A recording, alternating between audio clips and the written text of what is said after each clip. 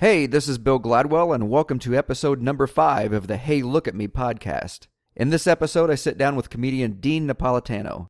Dean is a throwback to the great comedians of yesteryear, only with a modern twist that makes him one of the most prevalent comedians working today. He's a true storyteller with imaginative delivery that makes audiences feel as if they have been through each experience themselves.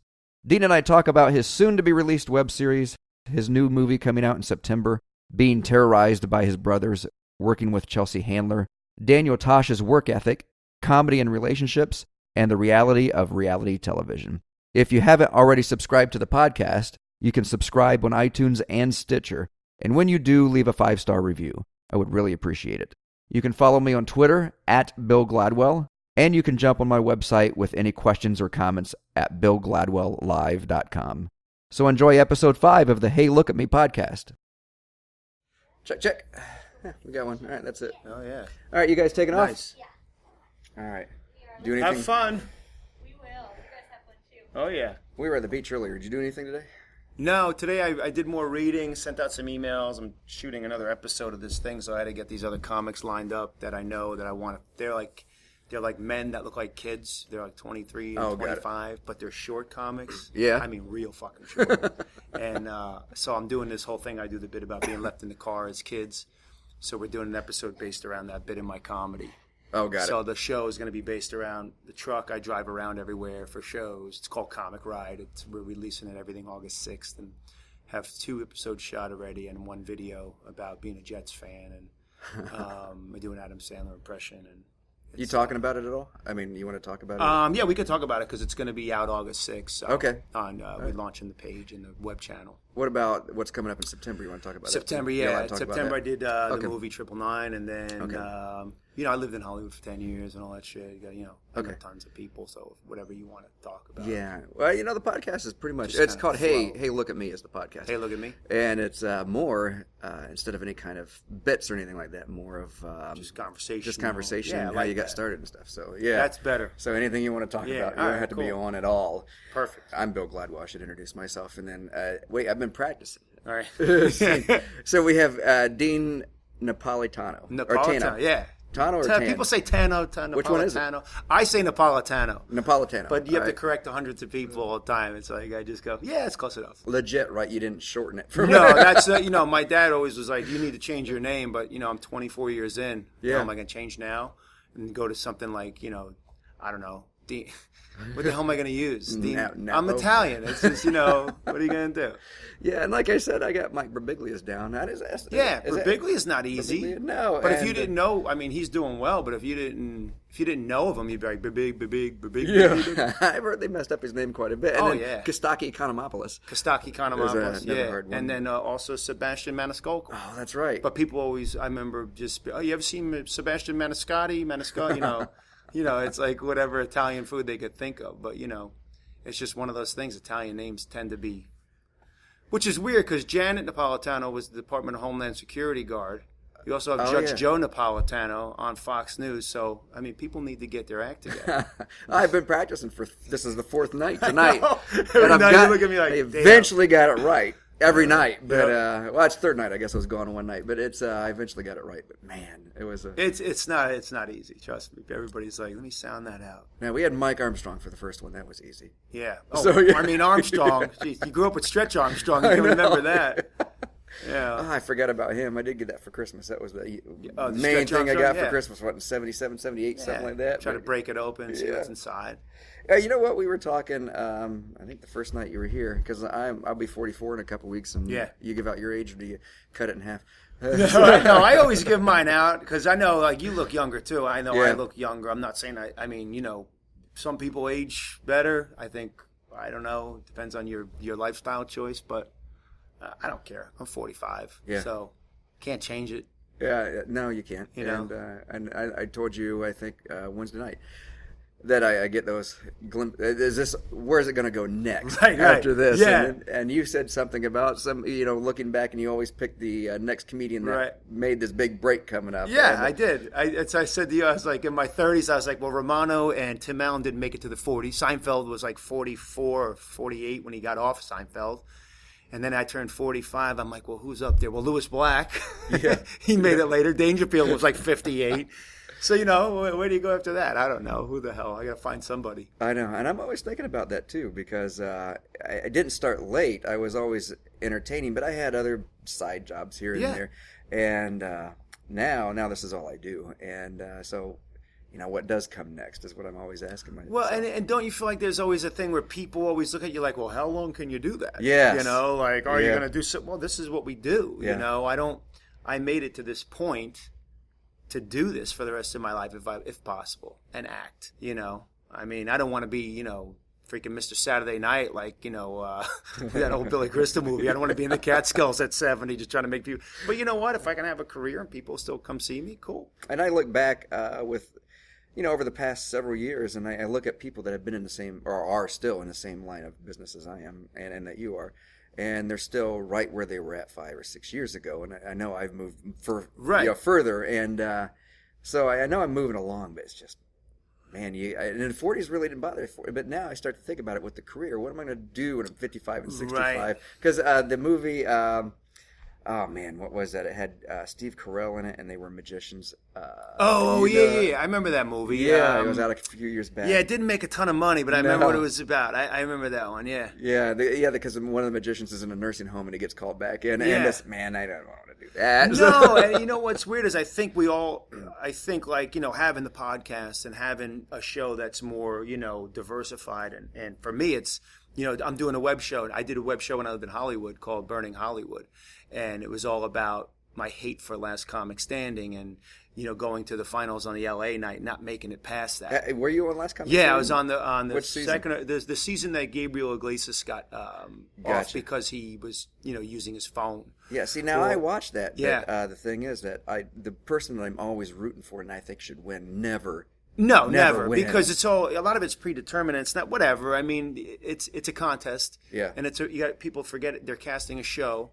The year I was on the finals in LA, there was like 18 comics that made it to the finals, and Gabriel Iglesias was one of them. Tig Notaro, who's pretty well known. Yep. A couple other people, off the top of my head, I can't remember, but they're all doing fairly well now. But they were very specific types, They were casting a show, and they were funny. But I had a great set that night, and it was weird because then after I was done, the producer guy, he's like, "Yeah, we really liked your stuff. You were great." And I'm like, "Well, why the hell didn't you pick me?" Yeah. And it really bothered me for a while until I realized being out there, that's just not my format, for me. So I did my own show called Burning Hollywood, which was based on, wanting to burn down the Hollywood sign.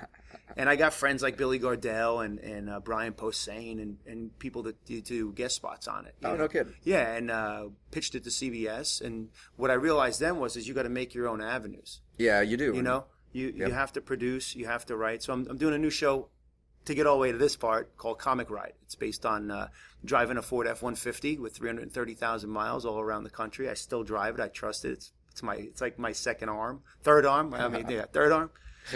You have two right now. Yeah, I got two now. I hope I didn't just jinx myself. You hear about Danny? Lost an arm.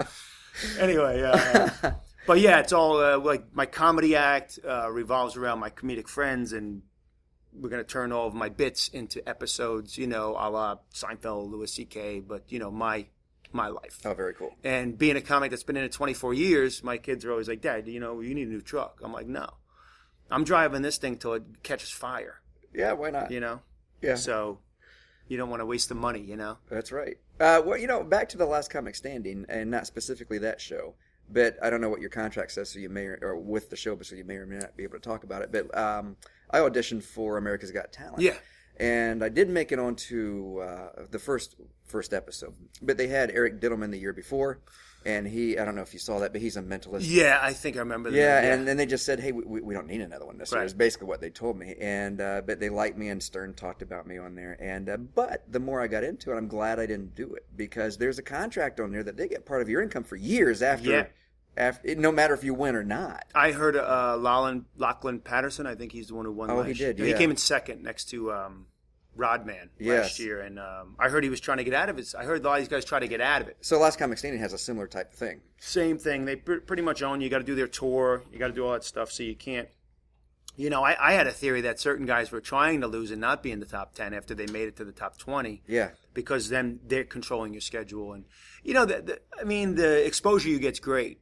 It is. But Yep. until you get out of that contract, you don't really see the things. And, you know, you always say, name one last comic guy that is a huge star. And no one is, really. Yeah. And I knew especially last season, there was a lot of them that were veteran. Yeah, veteran comics. guys. I knew Rocky Laporte for Yeah. years. I've known Jimmy Schubert for years. Those two were the Yeah. ones I said, and their own last comic standing. And you got Roseanne Barr telling Rocky Laporte and Yeah. Jimmy Schubert how to deliver a joke. And Roseanne Barr hasn't done clubs. And, you know, these guys are veterans. They know they have audiences, but America doesn't know that. So, Yeah. to me, that's the screwed up part about it. I was watching Rocky just going, how does he not lose his cool right now? You know what I mean? I know, I was Because too. Rocky Yeah. and I had the same manager in L.A. We both went out to L.A. He was there a little before me, and I used to see him in acting class, and we would talk, and I love Rocky. Yeah. And I'm watching him, and I'm like, wow. You know, so for me, I think And I I thought realized he did well. He was awesome. He was awesome, yeah. He did one where he had a delivery that was like, you know, he's like, you know, in Rocky, you know, he's like, well, you know, that's what I do. And Roseanne's like, I just think you need to speed it up a little bit. Yeah. And what? That's his. Everybody loves Rocky's style.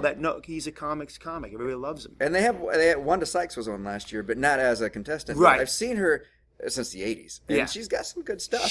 But she's always doing stand up. She is, but then Critique. But then we critique. They all have their own style, and Rocky's been around for a while. And you know, comedy is so subjective. It's not like singing where you can either sing or you can't sing. Comedy is one of those things where people like certain styles. I think it's the unjudgeable thing. I mean, when you suck, you don't get laughs, you know it's not a good show. Right, yeah. You know? Yep, I got one bit that I'm working on. I talked about it, the Bill Cosby bit last night. And it's not, I mean, some audiences it does very well, audience Right. nothing. So it's the delivery, and I don't know how to deliver it yet. I don't know how to frame that in there. But I've seen comics, because I'm a fan. I think I told you that you know, I don't do stand-up. I do the mentalism. Mentalist, yeah. But my influences have always been comics. And when I'm in a different town, if I have a free night, I'm out at a comedy club. And I've seen comics several times deliver the same thing over a period of a couple of years. I've seen them, and they the same thing and never change it because I think it's like a baby. They're stuck to it, and they don't want to change it. So, like their act or just a bit, you know, Yeah. you can, you know, I always try to have a few new bits whenever I go back to a room, at least, you know, 5 to 10 new minutes, 15 new minutes. You know, it's funny how comics stick with the same bits. I think what's happening now, though, and this is my opinion, like everybody sees Louis C.K. and he says, oh, you know, George Carlin told Louis C.K., throw your act out every year and write a new hour. Well, to me, I have a theory that every comic has 3 good hours, 3 good solid hours of comedy. Then the rest is a lot of regurgitated crap that they've done already or stuff that they've been out there so long. I just really feel this way. And I think, like, you know, everybody was up when Louis C.K. did this bit about the child molester thing on Saturday Night Live, right? And he put it out there. I know guys that do bits like that. I have a bit that I've been doing for 10 years about me and my brother, how we knew who the perverts were, and if they asked for candy, we would say, screw you, pervert, and run home. And today kids are like, what kind of candy you got? What is it? Because they're not trained the same way we were. right, yeah. And same joke, different thing. But he went in a little extra. And I think we said that with Louis. I talked to you about that Wednesday too. He didn't do it on accident. I mean, I see all the comments on Facebook and YouTube and all this stuff, but he didn't do it on accident. It was he was not apologizing. He was doing his thing, and more power to the guy. He's good, but you know, he comes out and he's kind of a schlubby. You know, I mean, he's a great comic. But if you come out and you're more of maybe you're a little better looking or you're a decent looking guy, and you're more, you know, put together, and you try to do that joke, you're going to be crucified because you're not schlubby looking. You're not, and also you're not Louis C.K. That's right. So, and also we need the jobs. He's a millionaire, no, and he right? doesn't. Yes. So he can He'll do keep that. Getting them, yes. Right? He's not gonna lose his show. He's not gonna lose his. So it's like your Bill Cosby joke is the joke you have to figure out that way where it's not really a rape joke. It's more of a, hey, I'm not that guy. Yes. So because some people will always be like, oh, rape isn't funny or this isn't funny. Well, we've come into a time where it's worse than, you know, back when Lenny Bruce was saying things at clubs and getting arrested. We're back to that. Yeah. And with Saturday Night Live, I think Louis was right on with Saturday Night Live because we're about the same age. Yeah. And the Saturday Night Live now is not what Saturday Night Live was. It's not what it was supposed to be. They were actually making complaints that he was doing the black lady's voice. Yeah, making fun of her. Yeah. And Chris Kattan came out and said, "Oh, I tried to do that 5 years Yeah, ago." I did see that too. Yeah. And then he's a mess. I've seen that dude on the road. I mean, what? He's a space cadet. Man. Yes. It's like, Louis just had a better way to do it. More, and he's also, there's just something not threatening about Louis that you feel like this guy could say anything. Yeah, that's right. Do I think that's right? I mean, when people say, "Oh, I write a new hour," well, if you write a new hour every year, and you go see that comic, then you're a fan, because to get that material worked perfectly, and if it's not, the way he kind of meanders through bits, it's not laugh. He's got to take you through a story, and you kind of get that payoff at the end, like, holy shit, he did it. Yeah, that's right. He actually did it. And then you laugh. It's a different style, in my opinion. No, and people come back to clubs to see comics, and it's almost like the Rolling Stones or somebody like that. Yes. They have, if you don't do a bit that they came to see, they ask you about it, or they do. yell it out, or they get might mad yell about it. it. Yeah, right. And I think they want to see the good bits, and they want new stuff too. Yes. But I mean, how many times can you see the same comic? You know what I mean? I've had people. I live in Orlando area. I've had people see me. I mean, literally 5 times in 6 months, and I'm like, man, I don't have that much new material. Same here. They're like, we just love seeing you, and we love the way you tell the story, and it's always different, even though it's the same. I'm like, yep, same here. Same right. here. People come back. It's the same. It's the same format. Mm-hmm. Same format every night. Different people on stage. Different people. But they come back because they bring friends and send them up, Right. or they want to know, about their sister's first kiss and Right. stuff like this. You So got to they see bring 'em this back. guy, and then they want them to be the victim, Yep, absolutely. And your show's great. I loved your show. I mean, the mentalist style, the way you deliver it, the comedy, to me, having both of those things is a huge asset. And it goes back to what we were saying. As we get older, and you aren't the hip new young comic, you got to reinvent yourself. You got to produce shows. You got to, you got to constantly write. You got to try to and now with social media, I mean, right here, this is building. Yeah, your the audience. podcast is new. I just released, like I said, the first episode this week. Yeah, and but I got 4 in the bank in case. I've had a couple comics say, I just don't do podcast. Yeah. And I couldn't figure that out, because if somebody puts a microphone in, if I get a chance with a microphone, I want to be able to promote myself. So if you do a podcast, that's fine. But what are you losing in time? Like, for me, it's just like, what was I going to sit in my hotel room for an hour before the show? I'm like, oh, I'm sorry, Bill, I got stuff to do. Yeah. For me, this is practice with interviewing. This is practice for the career. Who knows? This could be bigger. In a year, you could have one of the most listened to podcasts. It could, yeah. So what do you do as a comic, as an entertainer? I go on radio shows when I'm on the road, and I do that, and they have a big audience. But you have to constantly be out there. The more stuff you read. And I've had a couple friends that have done podcasts, and the Today Show has picked up the clip, something that they said, or something, and just randomly off the internet, which may happen. You never know what's going to happen. I mean, look how many stories you have probably in your bank. Yeah. That you haven't been asked yet or talked about. Stories, even stuff we were talking about last night about being a comedian and being married or with a girlfriend, and how you juggle life. We all have those crazy stories, and working with certain people and comics that are assholes. Can I say that word? Yeah, you can say that. Yeah, it's explicit. We're good. You can say anything you want all to. Right. I didn't know what we were doing, but it's like, how many guys you work with, you're like, yeah, that guy's a major asshole.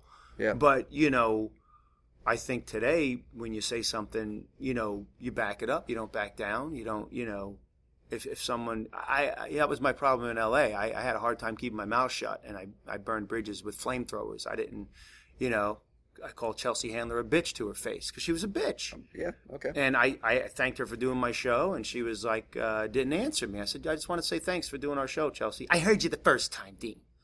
Like a total bitch. And she was all hopped up on her vodka and whatever she was drinking with Josh Wolf, who's her friend, and he's a nice guy, but she was a bitch. And I said, well, where I'm from, you say thank you, you bitch. Is this from the stage? I said, no, this was like we were at the bar after okay. the show. I said, well, where I'm from, you say thank you after someone, you say you're welcome. Because I said thank you. I said, and then she looked at me like, who is this guy? And I was thinking, at the time I was signed with a big manager, Tim Allen's manager, and I was doing my own thing. I just did a commercial with Howie Long. I was on TV, a couple shows. I thought, I'm going, baby. Who the hell needs Chelsea Handler? Right? 2 years later, she's going, banging the guy from Comedy Central. She's got her own show. My friends are like, hey, too bad you burned that bridge. I'm like, yeah, she didn't like me anyway. She probably, I know she remembers it because I had a buddy named Carl D. Gregorio, funny comic. And 2 years later, he was invited to go on her show or audition for her show. And he had a little room in Santa Monica, California. And he asked me to host it. And she was going to be there with her guy from Comedy Central that she was living with. And she already had her show. It wasn't as big as it got to. You know, the show really never had a ton of viewers. People don't realize. But she was immensely popular among, you know, celebrities. So he goes, hey, you want to host the show for me? Because normally he hosts. He goes, because I got to do material. I go, dude, she does not like me. I'm telling you. He goes, oh, she don't remember that. I go, trust me. You call a woman a bitch, they remember it. That's right. He goes, just host it for me. Or I at know least you your could. face, right? Right. Yeah. They're going to remember your face. I swear to God. She walks in with the guy. I'm up there hosting. I see her look at me, go, and she whispers something right in the dude's ear like, this son of a bitch called me, but whatever it was. But it was like cold city. And I introduced but he got on the show. And he got the credit, you know. And I said, good for you, man. That's He good. goes. He was like, well, maybe you can meet her. And after I said, dude, trust me, she does not want. She knows who I am. Yeah. Because I called her a bitch to her face, and she was. You know, she was actually. She's attractive. She's nice. She's nice. I think she's nicer looking in person. I thought, but she's just weird. She's got that attitude, you know, where I don't know. It's just that attitude that I don't gel with. I'm more like. I want to be treated like I treat people, and I don't want anybody talking down to people I know or me or. Absolutely. So I didn't get on Chelsea's show. Well, yeah, it's probably not a bad thing. No. Probably not a bad thing. Well, you know, she's supposed to be blowing it up on Netflix right now. I don't see anything happening. What have you been on Tonight Show? And I mean, No, never. Well, I did actually two. I did 2 times on the Late Show with Craig Ferguson. Oh, yeah. I did one promo video with him that was hilarious. He's a super nice guy. And then I did 2 sketch bits where I was a plant, a setup, and I had dialogue with him, and I got those on tape somewhere. But that was cool, and it's a great credit to have. I didn't do stand-up, though, and then they were like, send us your stand-up stuff. And I went through a phase where I was getting divorced, and I just was like, you know, I don't know. I never was the guy that they, you know, invited to audition or whatever, and they all knew I did stand-up. I just don't think I pursued it the right way, and I didn't hang out in the clubs in L.A. because I thought I did my time on the road. I'm not hanging out at the Improv every night or the Comedy Store, but you kind of have to. Yeah. But back to the relationships and stuff. It's and we were talking about that, but and I think I mentioned it when we were talking, but somebody was on the Bob and Tom show, and maybe it was, I don't know if it was one of them or if it was the guest, but they were saying that you know, you go through about three wives. Yeah, you were saying that when you're in the business, but and there's a couple reasons for that. I mean, you have creeps that are comics sometimes. Oh yeah. I mean, you have them that are sleeping with the waitresses and everything else everywhere. So you do have them, and then you got the other nice guys that sometimes the girlfriends and wives don't like the profession, and it's not like you're doing a Broadway play. And when I say you, I mean in general. It's not like you're doing a Broadway play where you have a script that somebody gave you and you're acting out of character. When you're on stage, you're still acting, but you're playing off the audience. And as far as anybody knows in the audience, you're being yourself. Right. And a lot of people, you know, that you date, and they just... No, because you have to connect. Yes. Right? On a live show. When you're doing a play, the audience isn't involved. They're involved, but there's you don't break the fourth wall in a play. Yep. You and I, you especially, you have to bring people up. You have to charm them. You have to give, you know. That's right, yeah. They don't want to come up a lot of times, right? And That's right. I like the way you do it because you go, I'm going to need you. You don't give them a choice to say no. That's genius because a lot of times people go, I don't want to go, I don't want to go. Well, I've learned that because when I first started, I took volunteers. Right. And then it was like they had an option. Right. And then we would run out of volunteers by the end of the night because I use about 25 people in my full show. And so I found out I can't do that. You can't. You know, if you're in the show. And it's smooth the way you do it. And now I've got it down where I've got a connection with the people before I say that and I get a laugh out of it. Mm-hmm. People know that I mean it. Right. But before, I had people that walked because I told them to. I said, if you don't want to be called on, then you need to leave now. And people would walk. Yeah, because they don't want to participate, right? Yeah, but now I don't have a problem with that. But when I first started doing that show, I did. But yeah, I could see because like even the lady last night that was sitting over here, the Delilah, you know, she was like, I didn't know this was going to be audience participation. She was like, oh, but then she lightened up, and then she ended up being one of them. Yeah, even during your, she loved it. During your hour, it was You know, I talked to her, and she was great. She was, but you know, people. Like you said, when you have a relationship, because I was married and then it was good, and it was like my wife was supportive, but then it was, after a while, it was like, and then we got divorced, and then we got back together. So that was my second wife, technically. One and two. And then dating girls, when I was divorced, I didn't really have a serious relationship until my girlfriend now. They just didn't get it. They come to a show, they'd be like, oh, there's always these girls are around after the show. You take a picture, you say hi, you be nice. And that's it. Yeah. Unless you're that comedian that's tagging everything in every city. It's not the business. It's the person. It's the person. And that's what a lot of people don't understand. But you, and I couldn't believe that you said it.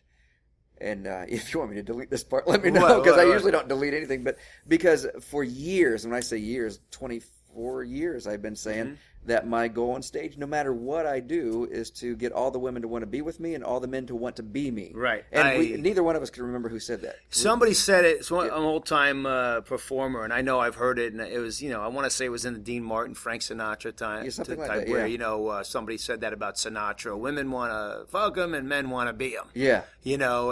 And that's the whole thing as a performer that's not goofy looking or crazy fat guy or if you're not saying I'm Joe Cool, but I learned when I first started I'd have guys we look better than Carrot Top, right? You look at Carrot Top, like Jesus. I worked with a guy who was funny as hell. His name's DJ. I can't think of his last name. He used to go by the Gutter Billy comedian. Funny as hell, but he went up. He's like kind of got talk like redneck. He's like he got real like heavy accent from Georgia.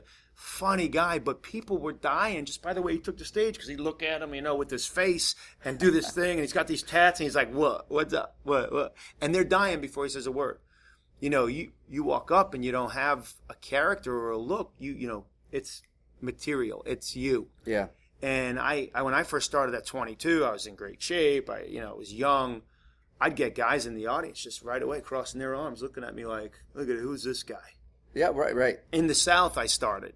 So they hated me already because I was a New Yorker in the South trying to be funny. I get the same thing, and it's usually from guys, not from women. And I still get it sometimes, but not as much anymore because I've learned that it's because they're trying to challenge what I do. Right. And when you disarm it. Yeah.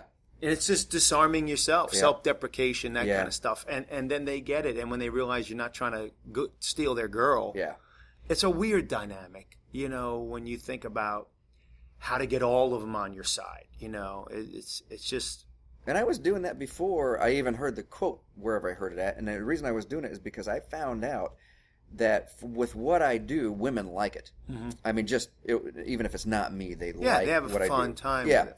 And so if I could get the women to stay, the guys aren't going anywhere. Right. But I needed the guys on my side too, so that's what I worked on. So you learned how to win the guys over. Yes. Yep. And that was for me. That was the hard part with comedy, especially when I was young. Yeah. And I had kids at 24, and I'm trying to do parenting jokes, and I look like I was 17, and they're like, "Who the hell's this kid talking about being a dad at 25 years old?" And I'm like, it was very hard for me to find that groove and be accepted as a comedian. Right. Right. Yeah, it was weird. Yeah, because same with you. It's but in my profession I did hypnosis, a stage comedy hypnosis show for years, and then I do the mentalism. But you look at they're either way out there and just they have some kind of character on stage, or they're old. Well, they're old. Yeah, right. One of the two, and so I'm kind of unique with what I do, and with what I do here, adding the comedy to it. It's very unique because most of the guys are really serious about it. Yeah, and so it sells better. It gets I think it sells. I've seen mentalist shows before, but putting the comedy twist on it and doing that whole thing, it's a great angle. Yeah, because the serious, it's just not me. It's not, no. And I think people, they want to laugh at themselves and laugh at the way you do it, and then they're like, "What the hell is this guy doing this?" It's funny though. He's laughing, and he just told me something that no one knew. Yeah. I think it's awesome. You have brothers and sisters? Yeah, I got 5 older brothers and 2 sisters. Are you the youngest? The youngest. Man, that's the way it is. Yeah. I mean, now I'm not. I'm the oldest out of my family. I've got 2 sisters and 2 brothers, and 2 sisters, 1 brother, and I don't know what happened to the other brother, but knew there were 2 boys, 2 girls. So 2 sisters, 2 brothers, and but a lot of people because. The youngest born Yeah. it needs to be outgoing to get the attention because You know- parents don't care. Not they don't care, but You nothing. They Still, at this age, and I was very shy, but I knew if I made them laugh, Yep. or if I could say something funny, and I didn't really get to that point till I was like in my teens. Because when I was a kid, they didn't let me talk. It was like, shut the fuck up. Oh, okay. I'm going to New York, like they told you what to do. and your brothers and sisters too. Yeah, my sisters were great because they were more protective, but they weren't as bad as my brothers. My brothers were bad. I mean, they'd torture the shit out of us, hang us over the banister of the second story up by our feet. Really? Oh man, I mean, literally hang you by your ankles, like old school, like medieval, like torture, and I'll drop you, and I'm like, we're screaming, crying. Yeah. And then they would suffocate us under a blanket, and then when you just couldn't breathe anymore, they'd let you out. Swear to God. And we tell my mom, and I was like, well, you guys, my mom, she worked. My dad was, jobs and go to the track, Everybody made it though, right? We all made Yeah, it. so that's Everybody, what's important. no one died, and you know what? I'm tougher for it, but I still see him today. I'm a 45-year-old man. Yeah. My oldest brother's 61, and I still don't know nothing. They'll tell me about entertainment. Really? You really got to do more. Where you're acting. My oldest brother's hilarious. He's like, you got to get a pair of glasses and grow a goatee and change up your parts. I go, do you know how hard it is to get a role on any TV show, even if it's one line? Do you have any idea what the odds are and how hard it is? Yeah. Well, I watch a lot of movies. I'm telling you, you got to change it up, and you just want to jump over and choke them to death. I've noticed lately speaking of TV, that if you watching the shows, and I don't even have cable. I watch everything on Hulu or Netflix. Yeah. I want to watch it, but the crossover. There's a handful of actors on these TV shows, like CW or you take a network, NBC, CW, Yeah. whatever, and there's a handful of actors that are on every show. Every show. And when they're done with that show, they get a next show. And that's what you call, there's a Q rating every actor has. I think it's called a Q rating, where the networks, once you're in the system and you test for a show and you get your first show, well, they have money invested in you now because they basically invested as you in that pilot, and say it lasts 4 episodes, and now we've invested in this guy. We want something for our return. We want this to work out. So you become, you're one of the guys in the system, and they know you, and it takes a long time for them to give up on an actor that they've invested in. Yeah.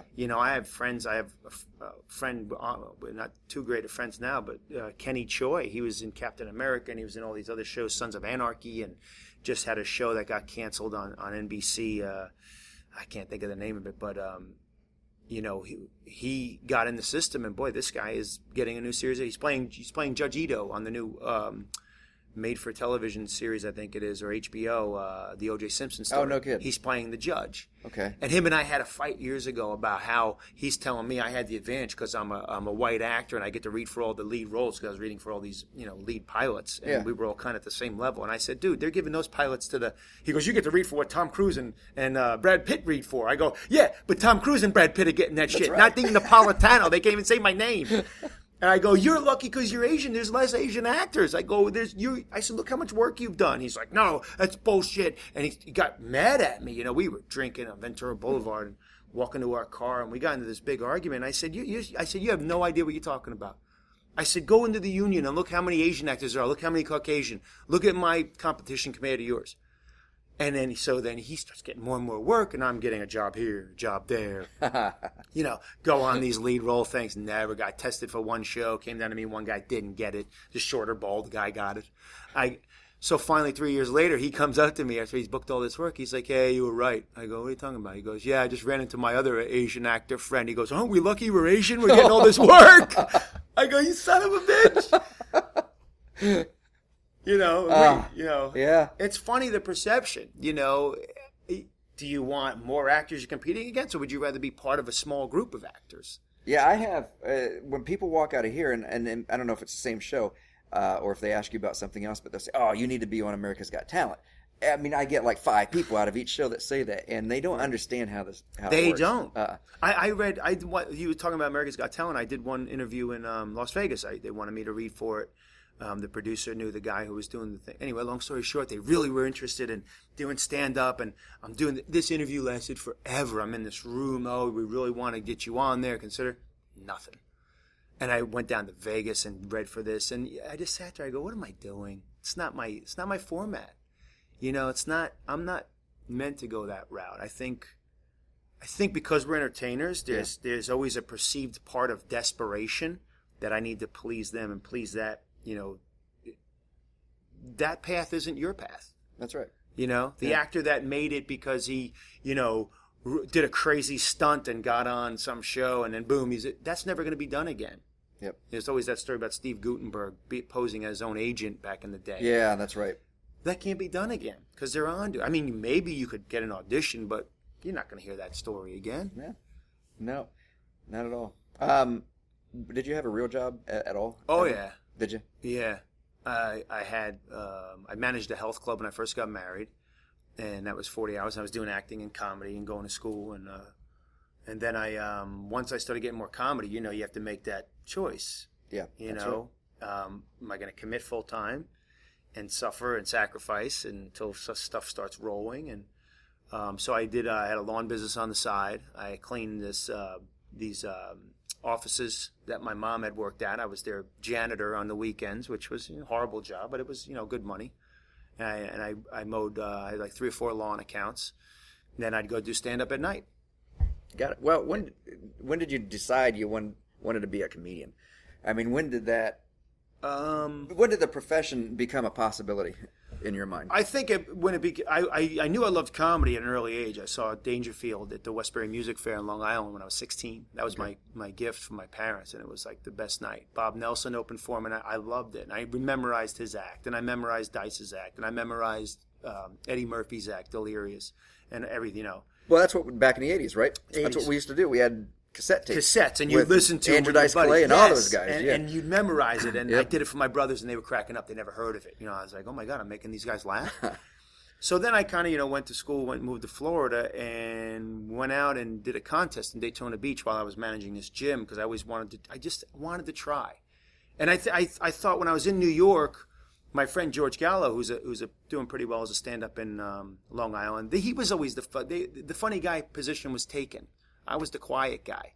Okay. So it was like I couldn't just jump into the funny guy position. So when I moved, there was an opportunity for me to start over, and I was like, I'm going to go try to do stand-up. So I had these bits I wrote about my dad and my family. I won my first contest, $50, and I won 3 cassette tapes. Speaking of cassette tapes. Did you really? Yeah, it was like a radio station hosting. So you could pick your 3 tapes.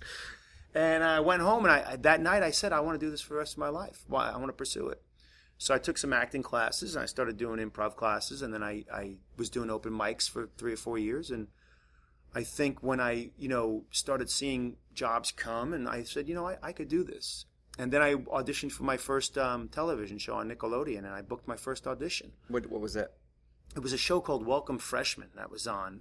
It was on when Clarissa Explains It All was on. Okay. And they ended up booking me for 3 or 4 more roles. And then I did The Mystery Files of Shelby Woo, which was a show that was on, and was a recurring cop on that. And I was like, I'm done. I got my 2-year degree. I'm not going to finish out this bachelor's. I got an associate's. I'm good. I wish I would have finished now, but, I've always wanted to do it. And then when I was 30, one of the club owners I worked for submitted my tape to Messina Baker, which is Tim Allen and Drew Carey's manager. And then they were interested. They called me at my house when I was bathing my son, and they're like, hey, we got your tapes. We know you're an actor. We'd love to, audition you if you're ever out in L.A. So instead of waiting till I went to L.A., I said, well, I'm going to be out there this fall. I wasn't. I made a plane ticket, stayed with a friend, did a set at the Improv, and killed it. My first 10-minute set. I mean, it was an unbelievable audition. That day I signed with them. An agent already wanted to sign me there, and they were like, well, when you get out, we'll set up interviews. And I was like, oh, my God. And then from there, it's the journey. I ended up getting divorced. I ended up, Now, it's interesting because I want to go back to when you said you went out to L.A. and you told him that you just told him you were going to be there. And the reason I say that is because I was on the road doing corporate events for years. Yeah. And I wanted to see if I could not travel as much. And then I opened the show in Gatlinburg, Tennessee. Yeah. The way that got open, though, is I approached the theater where I wanted to be at. And I told them that I was a mentalist. I had never done it before. I've seen one mentalist on TV, and I knew what it was, but I never did it. That's ballsy. And the Ballsy. mentalism or the mentalist TV show, The Mentalist, was on. So I said I can kind of gear my character after that. Yeah. And they said, well, come in. They said, come in and talk. So I went in. I met with them for 3 hours. They loved me. They said, well, we need to see some of your stuff. And I said, now or did you? I said, it'd be better if you came back. I have to get some stuff from home. I didn't have anything. I never performed it. And they said, yeah, next week. Can you come in next week? So I went in and I said, how much do you want? They said, 20 minutes. So over that week, I put 20 minutes of stuff together. They said, we love it. Can you start next week? That's unbelievable. And I said, yeah. And they wanted an hour and 15-minute show. So I put it together, and I thought it sucked. I thought it was horrible. But the people that were coming to the theater never saw a mentalist, most of them in real life. So they had nothing to compare it to. And so over the 3 years, You honed it? I honed it and got it up. But I lied. That's genius. I lied. But same thing that you did. Same thing I did. Yeah. I didn't have the money to get a ticket. No. I didn't have the time to get off, jobs and everything I was doing. And I was like, yeah, I'm going to be there in September. Yeah. But it's always a story like that. It's the people that they don't take the chances. You have that to don't take get the to the chances. next step. I agree. And even at this point, I believe you got to take chances. Even this many years in. Yep. The minute you stop taking chances, that's all you're going to be in this career. That's right. I'm filming this Comic Ride web show. I've already done a web show. I've done a ton of TV.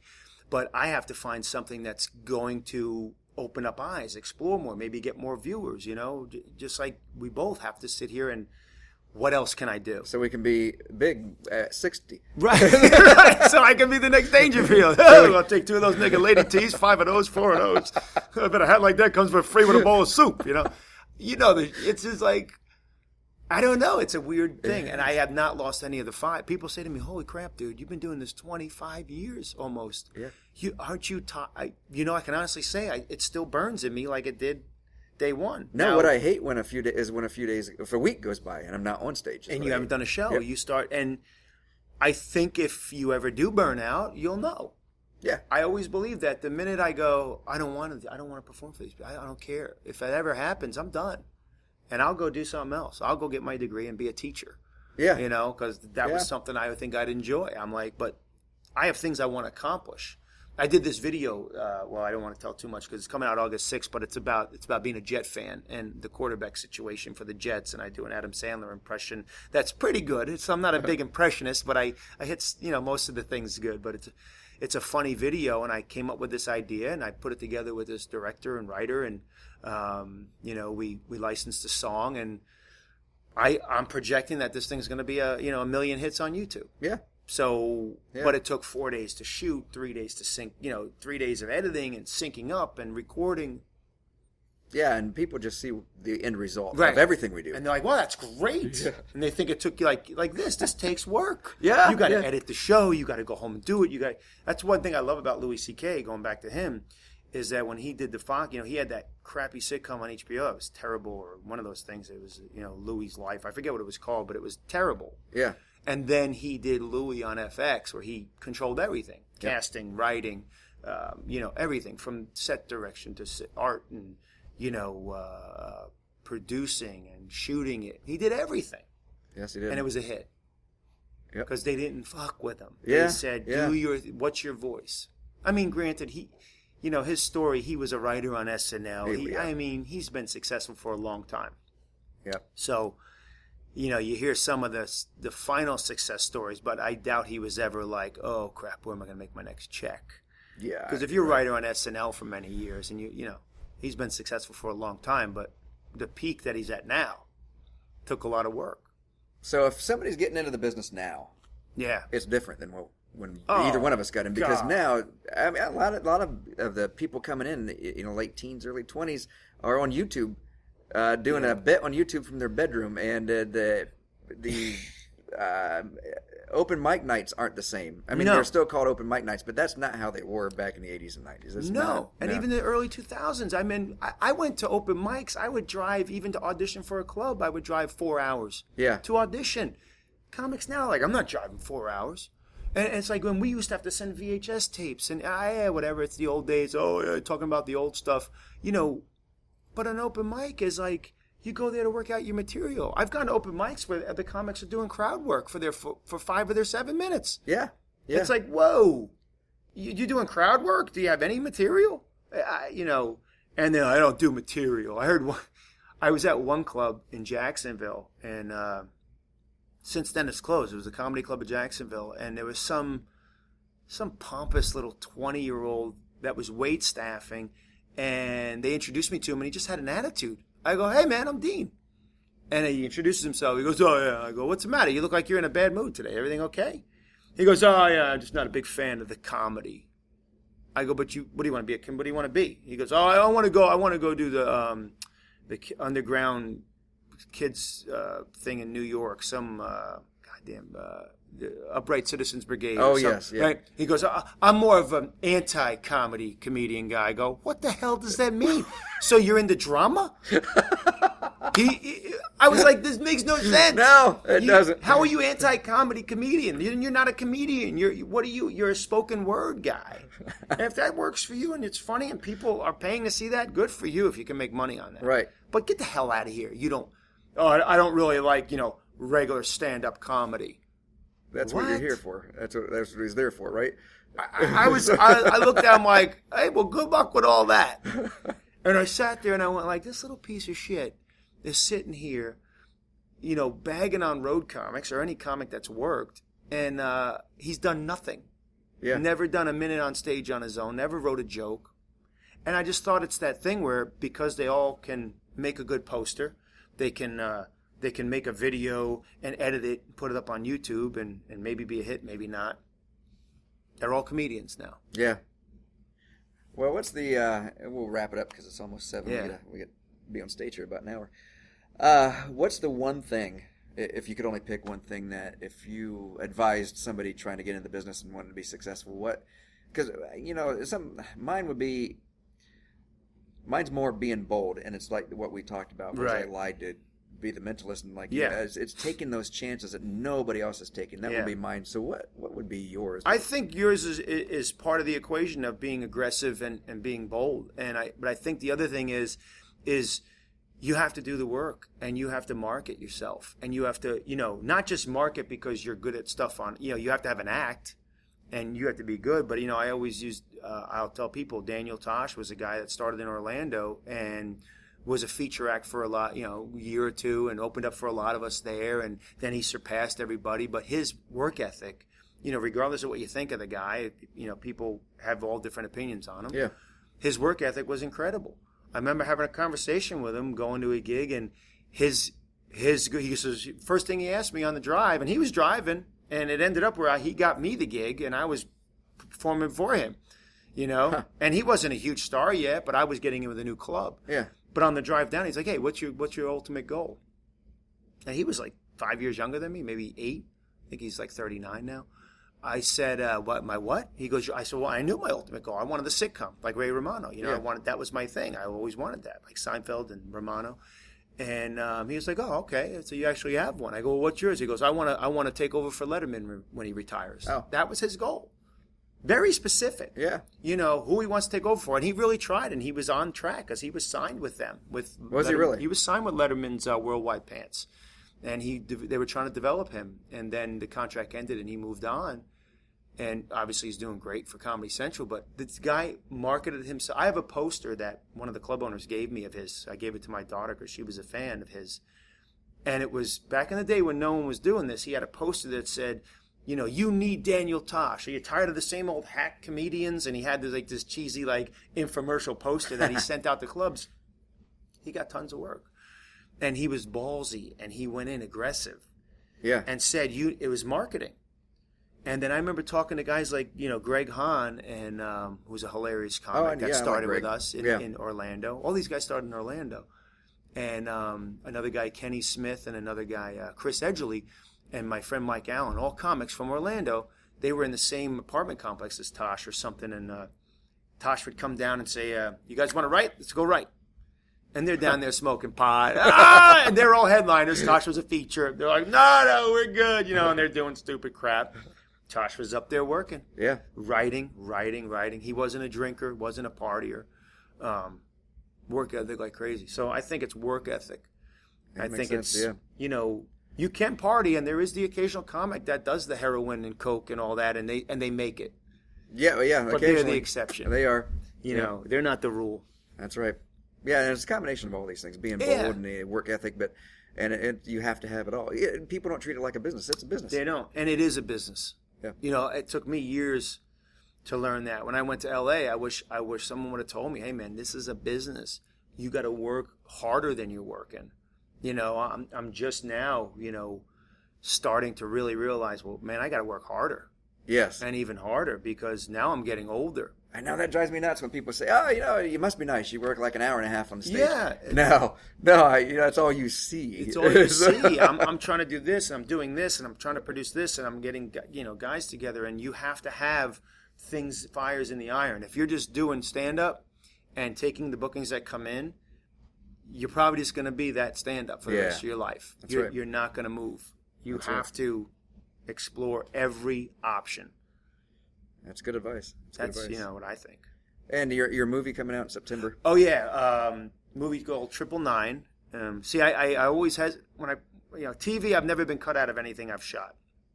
I did Transformers 3 years ago, and I was FBI agent. Got totally cut out of it. You could see me for a second. Took my son to the movie. He's like, "There you are, Dad," and there you go. And I was gone. And I was like, "Oh my God, I've never been cut out of something." So I did this movie called 999, Woody Harrelson, Aaron Paul, Norman Reedus, Kate Winslet, Chiwetel Ejiofor from 12 Years a Slave. Yeah. He's in all my scenes. And I did a week on it in Atlanta, and I get tasered.